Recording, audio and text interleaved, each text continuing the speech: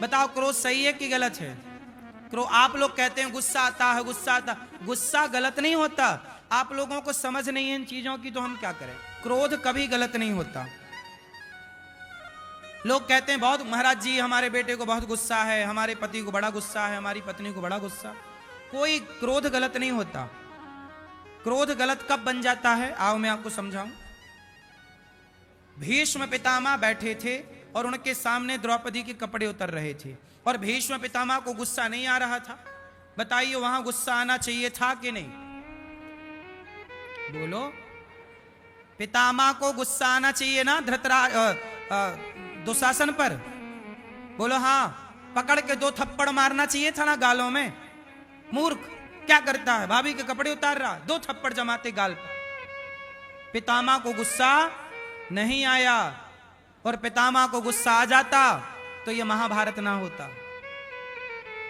पितामह को गुस्सा नहीं आया इसलिए महाभारत हुआ। तो जहां गुस्सा आना चाहिए, कोई गलत हो रहा है आपके सामने, क्रोध करो। पर जहां क्रोध की जरूरत नहीं है, पत्नी कुछ कह रही है वहां कुछ क्रोध ना करो, मां कुछ कह रही है वहां क्रोध ना करो, बाप कुछ कह रहा वहां क्रोध ना करो, घर परिवार की बातों में क्रोध ना करो। भाई 2 बात कह दे तो कह दे, काहे को गुस्सा करना? भाई है।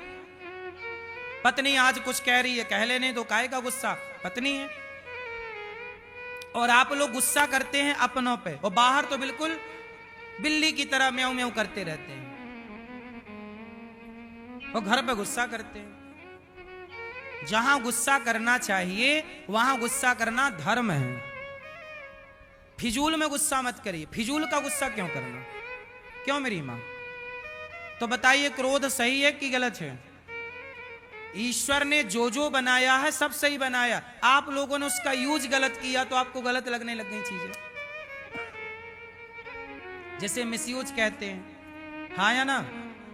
हर चीज का सही उपयोग हो तो कोई ईश्वर का बनाया, ना स्त्री गलत है ना पुरुष गलत है, ना पत्थर गलत है ना मिट्टी गलत है। मुझे तो कोई गलत नहीं लगता। गलत तब हो जाती हैं चीजें जब आपका नजरिया बदल जाता है। जो गलत है उसे गलत कहिए, हाँ या ना? इसलिए मेरी मां, क्रोध बहुत अच्छी चीज है। क्रोध जरूर करना चाहिए। उन पर क्रोध करो जो आज भारतीय संस्कृति को बिगाड़ने पर तुले हैं। मैंने तो भारत की संस्कृति को बनाने के लिए एक वक्तव्य दिया, उस पर विवाद खड़ा कर दिया मीडिया ने। तो बताइए मेरा कहा हुआ समाज के लिए सही था कि गलत था? लिव-इन में मत रहो बेटा, लिव-इन में मत रहो। पराई स्त्री पराये पुरुष के संग मत रहो। अपने को किसी के आगे मत परोसो। अपने आप को किसी के आगे मत परोसिए। ये मेरा वक्तव्य सही है कि गलत है? अब कुछ लोग कहते हैं कि आप कौन होते हैं रोकने वाले? तो ये समाज को ये लोग गलत दिशा में ले जा रहे हैं जो कह रहे हैं कि आप कौन होते हैं रोकने वाले। हम कहते हैं आप सब रोकने वाले हैं। कोई भी बच्चा गलत करता हुआ दिखे, आपका धर्म है कि आप उसे समझाओ कि बेटा ये गलत है। अब ये थोड़ी कि भाई आप कौन होते हैं बोलने वाले। नहीं, हम भारत में रहते हैं, हम कोई अमेरिका थोड़ी रहते हैं। हमारे भारत में तो हमारे गांव में कोई बूढ़ा व्यक्ति आ जाता था ना, तो मोहल्ले के बच्चे बैठे रहते थे, लड़का लड़का हम लोग बैठे रहते थे, और गांव का कोई बुजुर्ग आ जाता तो हम लोग खड़े हो जाते थे उस बुजुर्ग के सम्मान में, जबकि वो कोई लगता नहीं था रिश्ते में। कोई लड़का बीड़ी पी रहा था और बूढ़ा आ गया, तुरंत बीड़ी छिपा लेता था।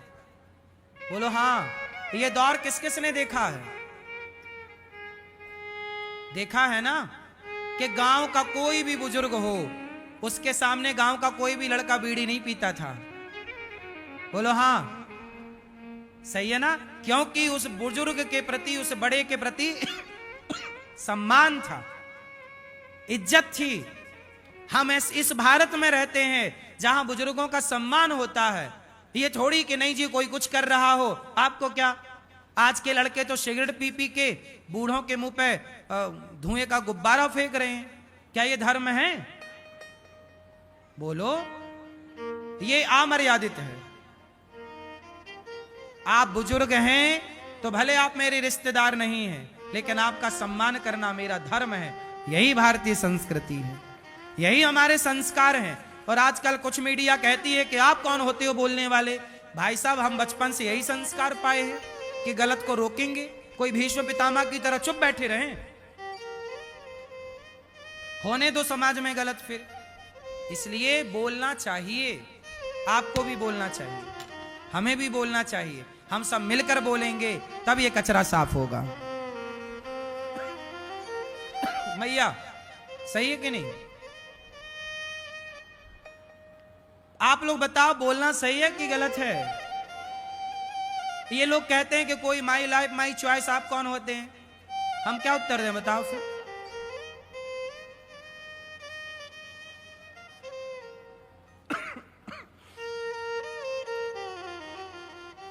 बात तो यही है ना मेरी माँ, कौन बोले?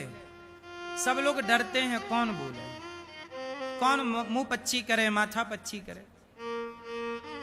लेकिन इसी ना बोलने के कारण ना इतना रायता फैल गया। हमारा देश संस्कारवान है, संस्कृति हमारी उत्तम है। ऐसे ना गवाओ मेरी मां, इस भारतीय संस्कृति को बनाए रखो, काम आएगी। ये संस्कार ही काम आएंगे। मैंने बचपन में ये संस्कार ना पाया होता ना, तो आज मैं बेसहारा माओ के पांव क्यों दबाता। देखो, माओ को चलो रहने की व्यवस्था होती, आप भी कर सकते हो माताओं की व्यवस्था, भोजन आप भी दे सकते हो। लेकिन ये दास माताओं के पांव दबाता है। आजकल बेटा अपने माँ बाप के पांव दबाने में शर्म करता है, लेकिन ये दास उन माताओं के पांव दबाता है जिन माओं का कोई हमसे संबंध नहीं है। ये क्या था? ये मेरे बचपन का वही संस्कार था, बड़ों की सम्मान का। ये संस्कार मैंने पाया है, विरासत में पाया है। और आप कहते हो आप कौन होते हो बोलने वाले? क्या करे साहब, वो खून में चला गया है, इसलिए बोले बिना रह नहीं पाते। जब गलत देखते हैं ना तो चुप नहीं रहा जाता। क्या करें भैया आप बताओ? चुपचाप तमाशा देखते रहें? चाणक्य ने जब सिकंदर आया, जब आक्रांता आए, तो चाणक्य ने जाके धनानंद को बोला, धनानंद जाग जा भैया, हमारे देश में आक्रांता आ गए, आक्रांता घुस गए हैं और तू यहां नाच गाने में उन्मत्त हो रहा है। चाणक्य ने धनानंद को सचेत किया था, आगाह किया था, जाग जा जाग जा जाग जा। लेकिन धनानंद ने क्या किया? उल्टा चाणक्य का अपमान कर दिया, बाल पकड़ाया, चोटी पकड़ाई, चल बाहर। तब चाणक्य ने कहा, भाई मैं तो तेरा भला चाह रहा हूं, इस देश का भला चाह रहा हूं, आक्रांता घुस रहे हैं और तू बलवान राजा है, तू समझदार राजा है, और तू यहां वो नाचने वाली नाच रही और ये तू तमाशा देख रहा है। तू राजा ये नचनियों का नाच देखने के लिए बना है क्या, कि जनता की सेवा के लिए बना है? डांटा, चाणक्य ने डांटा तो धनानंद ने पकड़ा बाल और पकड़वा के बाहर फेंकवा दिया, चल बाहर, अपमान कर दिया। तब चाणक्य ने संकल्प लिया कि चोटी तब बांधूंगा जब ये धनानंद का सर्वनाश कर दूंगा। तब चंद्रगुप्त को तैयार किया और चंद्रगुप्त ने धनानंद का बंटाढार किया, समाप्त किया। और फिर आप इतिहास आगे का समझते हैं। तो चाणक्य का काम ही है आगाह करना, सचेत करना। चाणक्य गुरु हैं और गुरु का काम होता है कि बिगड़ती हुई समाज का सुधार करना। गुरु लोग नहीं सुधार करेंगे। बोले आप कौन होते हैं? साधु संतों का क्या काम?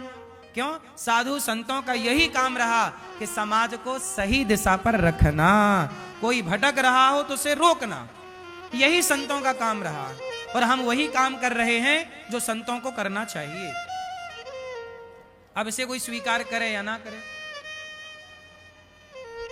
क्यों भैया? संत पहरेदार होते हैं। संत क्या होते हैं? बोलो, समाज के पहरेदार, कि कोई कुसंगति तो नहीं घुस रही है समाज में, कोई गलत चीज तो नहीं, यदि घुस रही है तो तुरंत पहरेदार का काम है रोकना। इसी तरह चाणक्य ने रोका, इसी तरह ये दास अनिरुद्ध रोकने का प्रयास करता है कि लिव इन भारत का कल्चर नहीं है, इसलिए लिव इन भारत में नहीं घुसना चाहिए। पहरेदार हैं हम, इसलिए समय से समझ गए और समझा रहे हैं, तो हमारा लोग विरोध कर रहे हैं। विरोध लिव इन का नहीं कर रहे हैं, विरोध अनिरुद्धाचार्य का कर रहे हैं। बताइए, विरोध अनिरुद्धाचार्य का होना चाहिए कि लिव इन का? बोलो। आप में से कोई अपनी होने वाली पत्नी, लिव इन में रहने वाली को पत्नी के रूप में स्वीकार करेगा? या पति के रूप में कोई स्त्री पुरुष को स्वीकार करेगी? लिव इन वाले को पता चल जाए कि लिव इन में था या थी तो कोई स्वीकार करता है? फिर तो भारत का कल्चर है ही नहीं ना, ये अंग्रेजी कल्चर है। और हम अंग्रेजी नहीं, हम अंग्रेज नहीं हैं, हम सनातनी हैं। सनातनी को सनातनी रहने दिया जाए, अंग्रेज ना बनाया जाए।